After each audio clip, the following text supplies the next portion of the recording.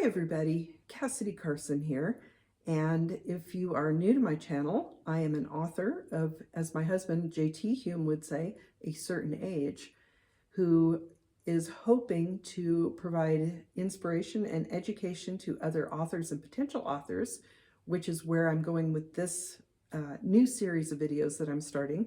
I have posted videos on here previously. My channel is not brand new. If you have been here before, you will have possibly seen my Spooktober videos that I post throughout the month of October, talking about Edgar Allan Poe and his writing. So I do have a full playlist of Spooktober if you're interested in checking that out. I know we are past the Halloween season now, but I think it's always appropriate to discuss Mr. Poe and his work, the master of the macabre. So if you're interested, please check that out. But for now, I'd like to talk a little bit about my writing and where I am and how I got here.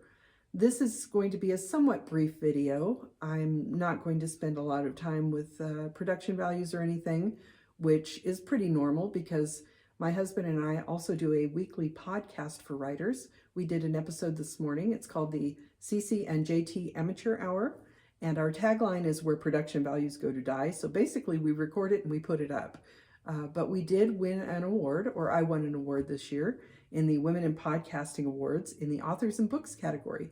That was very exciting for me, and we were actually able to do an interview on one of our local morning news shows about our win and about our podcast and our writing. We took several of our books and provided them to the station for them to enjoy, hopefully. But my writing career has spanned probably more than 40 years now. I started on an electric typewriter that my husband JT bought me when we were first married. At that time, he was in the military and I was working part-time fast food to try to make ends meet. It was a very different time. It was the early 1980s, so the cost of living was pretty high, but it was a different type of cost of living than, thinking back, I think we spent just a couple $100s on rent for our apartment at that time. We had a furnished apartment with ugly 1970s furniture. We had brown and orange shag carpeting and plaid sofa. It was pretty ugly, and it was a bit grim. It was an old dormitory in Nebraska, and in the winter we had radiators. We did not have air conditioning in the summer, and so it was quite the interesting environment to start married life and also to start my official writing career. It does seem like the dingy type of garret that you would expect from some of the classic writers, like maybe a Dickens or a Melville, or maybe even, no, probably not Jane Austen. I think Jane Austen had a more genteel existence than we had in the 1980s. But at that time, I was writing on an electric typewriter, and it was exciting to be able to just churn out those page after page, actual pages of paper that I would then edit and submit to traditional publishing houses. I did not have an agent. The one agent that did approach me was probably not on the level because they asked me to pay them to be my agent, and I've learned over time that that's not really how it works. So I am glad that we couldn't afford to do that, or else I probably would have made a big mistake. I did buy the book written by the agent or by the agency. At that time, I bought a used copy pretty cheap. I still think I have it somewhere. It's got a tattered cover and everything. And I was trying desperately to get a foot in the door of publishing. Publishing seemed very romantic, and it was something that I aspired to do, but I thought there was some kind of a magical element to it, that if I did get published, something really amazing would happen to me for my life. And so I churned out quite a few romances at that time and tried to submit them to traditional publishers.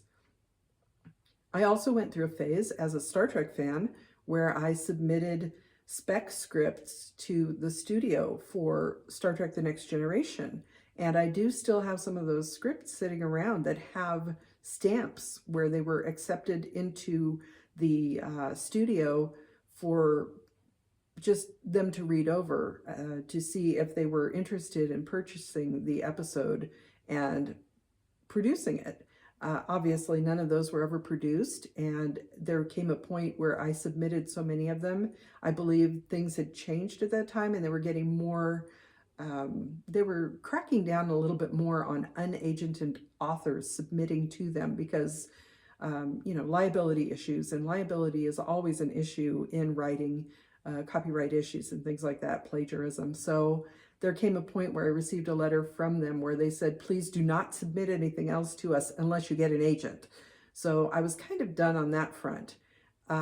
This then went on to me trying to publish TV tie-in novels, basically. It was a form of fan fiction, I guess you would say. I did write quite a bit of fan fiction, and actually some of my interest in writing started when I was a kid, because as I was walking to and from school, I would daydream about rewriting the ending to episodes of TV shows that I had not really appreciated. So I felt like maybe a certain character wouldn't have responded the way they had at the end of that episode. So in my mind, I would rewrite it. And I do think that led into my writing as an adult. So I did a lot of writing of other people's intellectual property up to that point. I had also, as I said, tried to write some of my own romance novels to submit to traditional publishers, but I don't think I quite had a grasp of character development and the importance of having a character with a lot of depth, because I had grown up on the television shows of the 50s, 60s, and 70s. I loved classic movies, Danny Kaye, Lucille Ball, people like that. I'm a very big fan of I Love Lucy and all the exploits that she got into. So I've lived a life of trying to emulate Lucy in some ways, and I've done some crazy things. I did grape stomping at one point, which, oh my gosh, those grapes were so cold. But those are stories for another time. This is basically the evolution of my writing career. And as I mentioned, up to that point, I hadn't been successful. I realize now a lot of that was because my writing was very maybe derivative. My characters were not well developed, until I came to a show that I really absolutely adored called Quantum Leap. And this is the late 1980s, early 1990s version of Quantum Leap with Scott Bakula and Dean Stockwell. I absolutely adored that show. I watched every episode. I rewatched the episodes as often as I was able to when they were rerun, because we were just getting into the area of having VHS and being able to record episodes to rewatch. And I got to know those characters pretty well. I was a big fan of the Sam Beckett character, and I started writing speculative TV tie-in kind of books based on Quantum Leap. And I submitted those to Berkeley Publishing, and they did get the interest of the agent, or excuse me, the editor. It might help if I use the right terminology. The editor of the TV tie-in series at that time found that I had a pretty good grasp on those characters, the Sam and Dean characters. And as she told me when I got to meet her in person, this was exciting. We actually had a lunch together, a professional lunch, and we discussed my writing. And she said that she could tell I was a Sam girl, that I was very much invested in the character of Sam Beckett and what was happening to him throughout the course of the show. So I came very close to getting one of my books published as a TV tie-in in the Quantum Leap series. I was at a point where I was told that my manuscript was in line, perhaps the next in line for publication, when the show had been canceled by that point, and they decided to end the program to do these TV tie-in novelizations of Quantum Leap books. And they felt that my book was not an appropriate ending for the program, so it never got published. And I do still have some letters. It was very exciting to be recognized by an editor with a big publishing house. As I said, I had a working lunch with her. I went to a convention, a Quantum Leap convention in 1995. If anyone is familiar with the show Quantum Leap, 1995 was considered the year the leap began, because that would have been the year that Sam Beckett stepped into the Quantum Leap accelerator and vanished. I do remember the prologue to the show. I won't put you through that right now, but it is a very fond memory of mine. The fact that I did get so close, and the fact that the editor introduced me around, because there were some other authors at that conference, and she was introducing me as a member of her stable. And I thought that was great praise, because I was very excited that maybe my writing was finally going to get out there and someone would read it other than myself and the few people who had been rejecting me up until that point. But as I said, the program ended and I never got that book published. So fast forward, at that point, it was about the time that our youngest child had gone to school full time and we needed money. I wasn't making money writing. I did write a few articles here and there. I did get paid for one article that I wrote for Military Magazine. I believe it was $50, which was a huge deal for us, but we never cashed the check. I just framed the check because couldn't bear to cash it. I still have that check somewhere. And that was my first paid gig as a writer. It was so exciting. And honestly, with the books that we've published so far, at least with my name on them, I don't know that I've made $50 yet. So that may be the most I've ever made as a writer. It was a book, it was an article about thrift shopping. And I remember I called it Thrift Shop Savvy, because we did a lot of thrift shopping at that time with our 3 kids. In order to clothe them for school, they wore some of the most interesting outfits that I bought them at thrift shops. So it was something that I was very knowledgeable about, and I think that came out in my writing. So I got that published, and as I said, I think I got paid $50 for it, which was a big deal. That would have been around 1990 or so. I had a few small little articles published in newspapers based on having gone to some events, to some conventions and things. I went to a Star Trek convention. We couldn't afford to get in, so I managed to get media credentials or press credentials so that I could get in and write an article for a local, I believe it was one of the, it wasn't like a big nickel type of thing, but it was similar to that. So I did get some writing published there. I did get some other writing published as a mother about things that affect mothers and, you know, trying to raise kids and trying to make ends meet and things like that. And they all kind of were unpaid articles, but they were a byline. And those were under my birth name, not my author name of Cassidy Carson. So fast forward a few years and I'm not writing full-time anymore. Basically now I'm working full-time. I'm working day jobs. And one of my jobs, most of my work at that point was with Nevada state government. And I was working with the Nevada Commission on Tourism at the time. I was the front desk person. So I was a clerical position.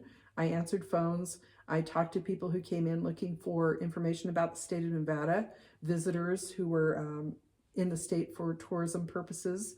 I mailed things out. So it was a bit boring at the time. It was very early in the internet age. So we had email, but we didn't have a lot of access to internet. So basically I sat at the desk all day and answered phones and just waited for people to come in. There were a lot of phone calls because we did get, specifically, I remember we got a lot of phone calls from Germany for some reason. At that time, I think Germans were very obsessed with Nevada, but my other duty, or something that I picked up along the way, was Nevada Magazine, which was initially called Nevada's Highways and Parks, I believe, but it evolved into a tourism magazine called Nevada Magazine, and it was published within our building. So I was on the first floor where Nevada Magazine also resided, and I started doing some proofreading for them, just for something to do in between phone calls and people walking in, because it was rather boring. So I enjoyed doing a lot of the proofreading. I helped them with some of the, they did special inserts for things like golf courses, or they would put out information. At that time, they would put an insert in the magazine telling you where you could find a hotel, where you could find a restaurant, where you could find activities. And I would call these different locations to make sure we had the appropriate phone number, the appropriate address, whether they were still in business, and I helped them. So I actually got my name published in the magazine a few times as a helper, kind of maybe a production assistant, I guess you would call it, and I would just help them out with some of the things that they did on that side of the publishing venture. But at one point, I got an idea to write an article. And since I was employed by the state of Nevada and I was working with the Commission on Tourism, which was connected with Nevada Magazine, I couldn't get published, or I couldn't get paid for this publication. But I did write an article about John Wayne and his movie The Shootist, which was filmed in Carson City, here where my husband and I live now. And it was something where I actually went out and I interviewed people who had been involved in the production. That movie had John Wayne, it had Jimmy Stewart, it had Ron Howard. So that was already pretty well known. But some of the behind the scenes people, the extras and things like that, I talked to them. I talked to people who were just in town at the time, and I got their stories and I wrote them into this article, which was published in Nevada Magazine as, I believe it was called The Duke's Last Stand. And as I said, did not get paid for it, but I did get a byline, again, with my legal name, not my author name. So that was very exciting. I still have copies of that magazine sitting around, and I really enjoyed working with Nevada Magazine like that. But as happens, I got actually promoted to a job where I moved away from that. I had a lot of other exciting adventures working for that agency. I worked for a couple of other state agencies after that. And the bulk of my career with the state of Nevada, I worked with the Nevada State Archives. I did not do a lot of writing for them, but I did produce some videos and make some, I did some exhibits specifically for Archives Month, which is October of each year. It's American Archives Month, but it's also celebrated as Archives Month in Nevada and in most states across the country. So I didn't really do a lot of writing for that, though I did become a member of a professional archival organization once I did become an actual archivist. I started as a clerical person, and thankfully I was mentored and was able to become an official archivist. And I had a great career with the State Archives. I joined that professional organization, and through them, I actually edited a newsletter for the professional organization. So it was writing adjacent on that front, but that was a lot of work because doing that on top of my regular job, plus, you know, family and everything else that I had going on the outside, you can see why during this period of time, for more than 20 years, I didn't do a lot of writing at home for myself for my writing career. Basically, early on, around 2000 or so, I had written a science fiction novel that I did get. I won some contest with a small press where they were going to publish it as an ebook, and I did get that done. I did get it physically published as well. I don't really talk about that book much now because it is written under my legal name. There are quite a few authors out there with the same legal name, and funnily enough, there is one very well-known author at this point who has the same name as I do, and every once in a while somebody will pick up or notice my book. My book is sometimes attached to her name, and that's one of the reasons I actually started using a pseudonym, because I'm trying to disengage from that name and have my own identity as a writer, especially since this other person is much more well-known, though I am older and have been using the name a lot longer, but that's another story. I'm not bitter about it at all. But that book was published under my name as a paperback. We did actually pay to have them typeset the book. So we didn't pay for printing itself, but we paid a few $100s to have it typeset, which may or may not have been a good idea. I'm not sure how I feel about the book anymore. It has some eerie similarities to the way the country has gone in the last 20-something years, and it's a little bit of a precursor to our current environment. So, you know, I don't know. At some point, I may talk more about that and actually tell you what the book is and what the name is and all that good stuff. But at this point, that's kind of on the sidelines. So here we are now. I have retired, finally. Or, I mean, I did retire somewhat young. Things happen and things change and technology evolves, and with everything going on in the world, it seemed like a good time to move on from what I was doing and to get back to my dream of becoming a published author. Before I retired, JT and I we co-wrote a romance from Tundra to Tiara, which I've mentioned. I'm really promoting it on social media right now. Hopefully, back to my I Love Lucy phase of trying to do something actually along the lines of the movie Love Actually, where the Uncle Billy character hopes that his festering turd of a record becomes a #1 hit for the holidays. So that's kind of where I am right now, but I am working on a new series of romances. I have 6 books planned out so far. I have at least the first 3 underway. The first book I'm hoping will be out by mid-25. And I am also working on a historical romance. So the 6-book series will be a paranormal romance, but the standalone for the moment, it may become a series also. It will be a historical romance, and that will be based on a lot of what I learned while I was working at the Nevada State Archives. So I have many, many plans to catch up with JT, who has all kinds of books out and about right now, and his books are starting to be picked up by libraries, and we've managed to get one into a small bookstore that's associated with the Sierra Arts Foundation, which we joined this year. We're very thankful to be part of the Sierra Arts literary community now, so that's exciting.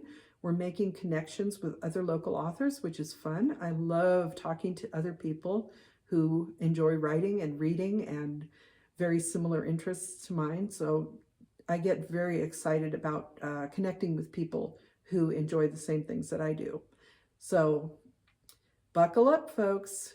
2 more books in 2025 will be coming official as an LLC. The CC and JT Amateur Hour will continue for the foreseeable future. We really enjoy doing our podcast every Sunday. Sometimes we do it on the road when we're traveling. We have done them days other than Sunday if we have something special to announce, or if we just feel like sitting down and having a coffee and chatting. We love our coffee. So if there's any coffee company out there who would like to partner with an author, hit us up. Also, we're very excited to be retired together now.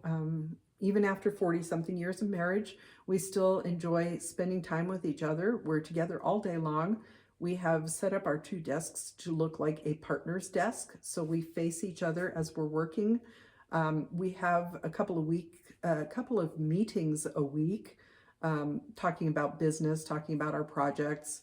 We read each other's work. We do work with beta readers and professional editors, but we do read each other's work too. The problem is that our thought processes are so similar. We say that we share a brain cell, and that is very true, because sometimes I don't pick up on things that others might pick up on, since I'm so familiar and I know what JT would have meant by what he's writing. So that's, as with any author, if you let a family member read your work, it's good to get their input. It's always nice to have the validation, because most of the time they'll be very excited to read what you've written. But it's good to get outside feedback, because sometimes families just know each other too well, and you don't pick up on things that might be difficult for people outside of your family to understand. So, that's a nice little tip. It's good to have supportive family, but don't rely on supportive family.